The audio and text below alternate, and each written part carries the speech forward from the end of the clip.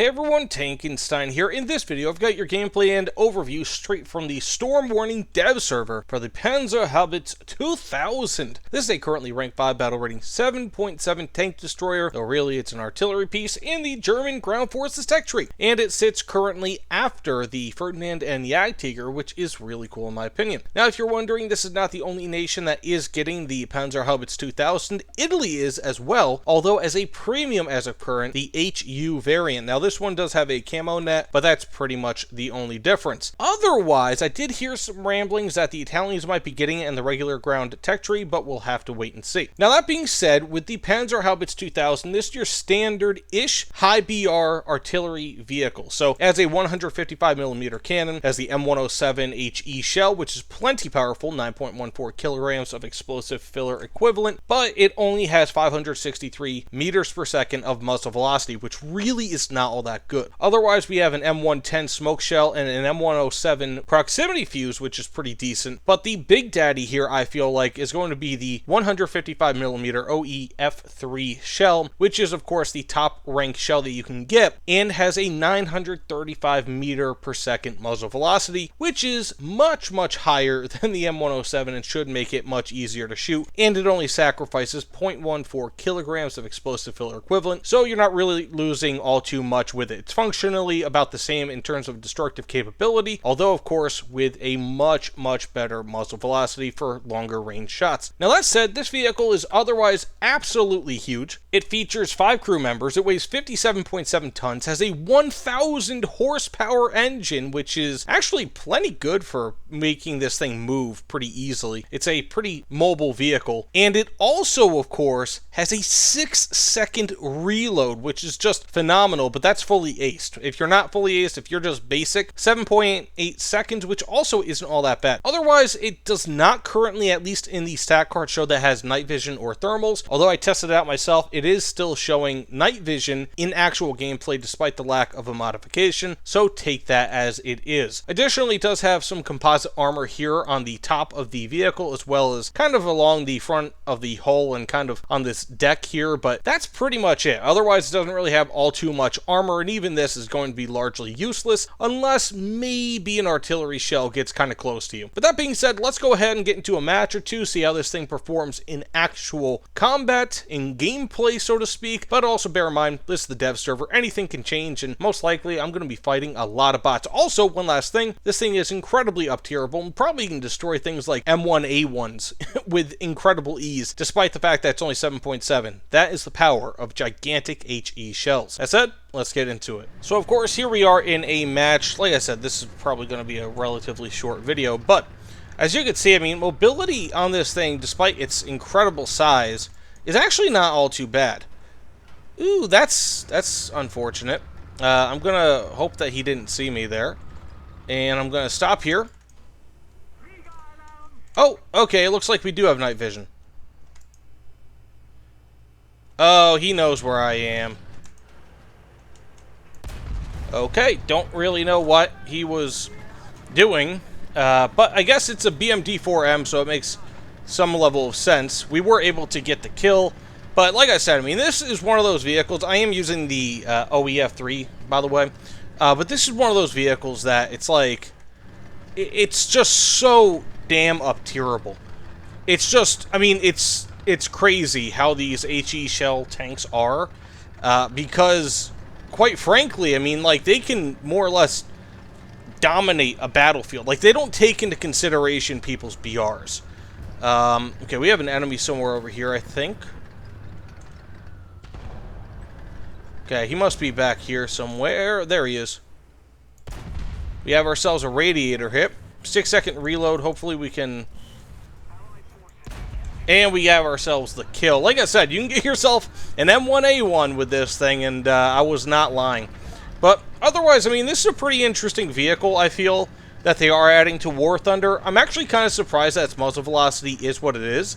You would think with the M107 it might be a bit higher, but I guess it makes some level of sense. Let's use that laser rangefinder. We have ourselves a kill. Not too bad. And bear in mind also, when it comes to dev server shenanigans, okay, we are getting killed here. when it comes to the dev server, most enemy players... Okay, he's getting back in his BMD4M. Most enemy players are going to be bots. But let's see exactly how that killed us. Okay, ammo explosion makes total sense. I only brought about half in ammo loadout, but let's respawn and just kind of finish up this video. So, I mean, ultimately, when it comes to this vehicle, things like mobility, they're pretty good. Not great, like, not amazing, but I would say for the type of vehicle that this is, it's pretty much, if it's not great, it's borderline great. The optics, they're iffy, you know, like, they aren't fantastic. And also, you really can't use this thing, like, it doesn't have a stabilizer, so you have to kind of use this thing somewhat specifically, because if you go around trying to use this thing as, like, a mobile anti-tank unit, you know, you might have some success here and there, but for the most part, probably not. Just unfortunately because of how it kind of functions. We have an enemy up there? Okay.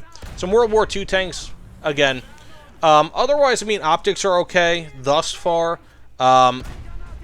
Ooh, that just went right over him. Ooh, buddy. Just gotta give away my position here. Okay, and I somehow survived that. I don't know why I was being so stupid. But this vehicle does not have work... well, the commander's optics don't work. It's not going to let you see the commander's optics right now, or at least the thing, but it's basically a blacked out screen. So you won't have any luck with that. Otherwise, I mean, like, it's a perfectly capable vehicle. The damage I'm doing here to these vehicles is more or less what you can expect versus, you know, I'm going to keep on picking on it, like a Leopard 1A1. It's just kind of how it is. I mean, like, a lot of one-shot kills, if not potential, you know, two-shot kills, or whatever the case may be. So it's just a very capable vehicle in general. On one hand, I kind of want to say that this is going to be an S-tier vehicle. When it comes out, I would say the Vidar, insofar as artillery vehicles are concerned, that's pretty much an S-tier. Let's go ahead and respawn and just kind of finish up this video. But basically, okay, we have an enemy here somewhere. Okay, I see him. Okay, we have ourselves the kill. This guy's just... I don't get the point of it, you know? Maybe I'm a little bit weird, but doing that is just a little bit strange to me. But the Vidar, to me, is like the you know, higher BR artillery vehicle currently in game. It's like the best one. And I feel a lot of that has to do with the fact that it has thermals, but also its mobility.